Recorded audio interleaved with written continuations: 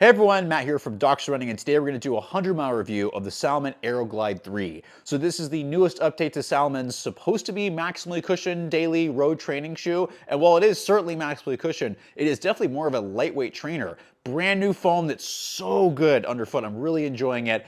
A really lightweight ride that really puts it in the categories of shoes like the Super Blast 2, and like Joanna, if you watch this stuff, I actually like this shoe more than the Super Blast. So we'll talk about more about that and why, but it's a really great shoe that I think Salomon's really starting to figure out their midsole foams, which makes me really excited to see what else is going to come from them. But let's dive into this and tell you how this shoe has lasted over 100 miles, because there is obviously a written review that we've already done out there. So let me update you on what's happened over these 100 miles and what I think about this after that, which the punchline is I still really like this shoe. So let's do specs first. In my men's size 10, this shoe comes in at 9.1 ounces or 256 grams, which is very light for the 42 millimeter stack height in the heel and 34 millimeter stack height in the forefoot. So an 8 millimeter drop, although it feels a teeny bit lower than that because this nice Energy Foam, Evo Energy Foam midsole is really nice. It provides this very snappy, bouncy, slightly soft foam feeling underfoot. I have used this shoe from everything from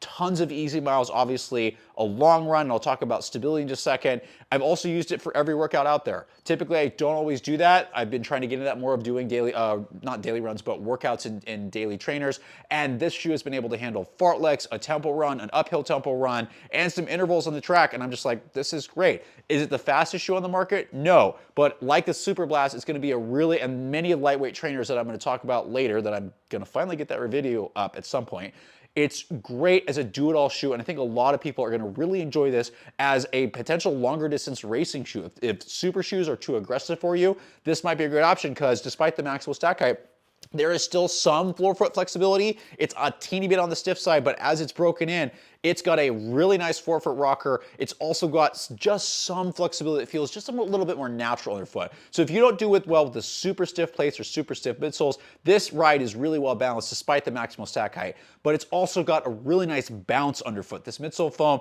is holding up really well. It has not changed over 100 miles. A lot of midsoles, especially if you get into like Peep and stuff, they'll start to peter out and die as you get to 80, 100 miles. This one is holding up really well. So resiliency, i.e. how well it holds its shape and how well it's continuing to bounce, is super good, and I've really enjoyed this. I will say a little nitpicky thing, the heel transition isn't the best thing. I have found myself kind of starting to move a little bit farther forward with my foot strike.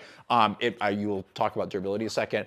There is a bevel here in the rear foot. It is not maybe the best one. I would love to see a little bit more posterior lateral, but as this breaks in, as I am a very strong posterior lateral lander, I am a heel striker usually, this has broken in really, really well in transition. I think part of that is because when you cut this right here on the outsole, it creates what's called a crash pad, where this will start to break in as the shoe breaks in, and you get this nice posterior lateral collapse of the midsole, which has made it feel much more smooth. That took about 20, 30 miles, initially a little clunky, but as that broke in, it gets much better. But the forefoot really has the best transition with a really nice rocker, not too aggressive toe spring, and just a mild amount of flexibility that transitions you nicely, which is pretty rare in a lot of these maximally stack height foams. The amount of midsole underfoot doesn't feel that tall, and that's because the foam compresses quite a bit underfoot, but it also bounces back. So very surprisingly naturally feeling shoe with a lot of bounce. Natural is not the best word at all. It's not minimal. It's not any of that stuff. It just is a really smooth ride underfoot and has a lot of bounce that I really enjoy. And that 9.1 ounce weight, or I think it's 8.8 ounces in men's size 9, it feels really light. It's great to have more of these. A lot of these highly cushioned shoes are getting super heavy unless they're a super shoe, but no play. It's just nice to have one of these lightweight trainers on the market that, in my opinion, is one of the better ones out there. In terms of the outsole durability, I mentioned the midsole's holding up very well and hasn't lost any of its bounce at all.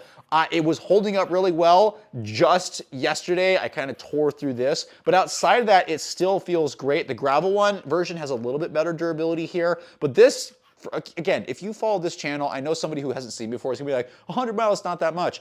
My wear on shoes is well known. I get made fun of it all the time, not only by people at Dr. Running, but people in the footwear industry. I land super hard on my left. This is my left shoe. I land really hard on my left side. And so like 100 mat miles is like 300 to 400 miles for a lot of people. So this is good. It's gonna last you a long time. This is also because I was taking this one on gravel, which I was trying to compare it to the gravel version, but it will hold up really, really well. The outsole, there's a good outsole here. It's full length, so not a lot of stuff's gonna get picked off. It also grips really well. I've taken this on plenty of wet runs, and this grips pavement very, very well. Grips track really, really well. It's not the shoe that I would necessarily take on the most aggressive of trails. That's where maybe the gravel version would come in, but it's a really solid, very durable shoe that's handled a lot that I've thrown at it, which has been really good. The upper's a little bit weird, where when I first put this thing on, it felt like it was a half size short. Felt like it was really, not because of length, because of how low the volume was. As I continued to wear it and this broke in, which is really important to give updated opinions on this stuff as the shoe breaks in and continue to run in it more than just a few miles,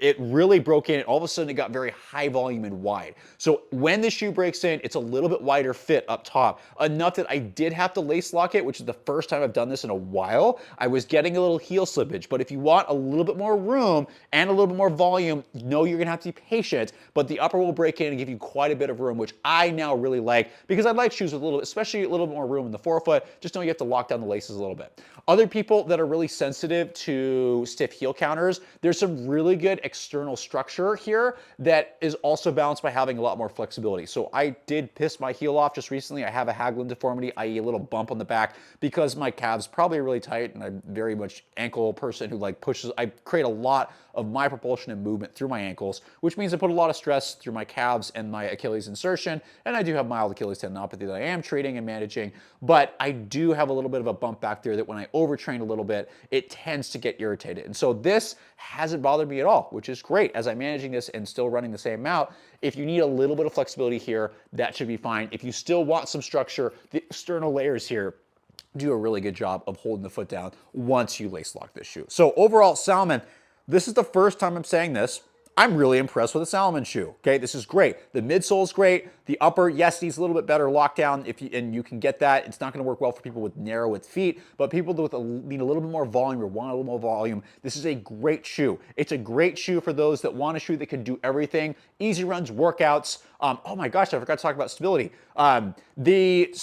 This is not the most stable shoe. It is borderline stable neutral, and I'll give it that from the sidewalls here. There's also a sidewall that continues into the medial forefoot, which is really nice for people like me that have a little bit of forefoot stability issues. So if you need that, that's great. It is more almost stable neutral, but not quite there, so just be aware of that. It's just enough for me. People that need more stability, probably not gonna work as well, but for those that just need a touch, it does a really good job on that. But yeah, again, I'm really impressed with what Salomon does. I think this is a great shoe. It is a great value for 160 bucks. There's a lot of shoes that this is fighting with that are much more expensive for that. I would go with this shoe. It's a great option if you want something, like I said, that does everything. And I think for a lot of people, this is a great longer distance racing option for many that maybe plates don't do as well. So very well balanced out. I'm gonna keep getting miles on them as long as they survive, and I'll see if I can get an updated review with the gravel version. But I really wanna know, have you tried this shoe? I know a couple of reviewers have. Like I mentioned, Joanna, I think, really loves this shoe as well, and I'm gonna try to get him on a podcast here pretty quick if we don't get him on by the time this is up. And yeah, I'm really impressed. So please let me know in the comments, like I said, do you agree or disagree with what I'm experiencing? And then last but not least, hope this stuff helps you figure out what shoe works best for you to keep you healthy as possible.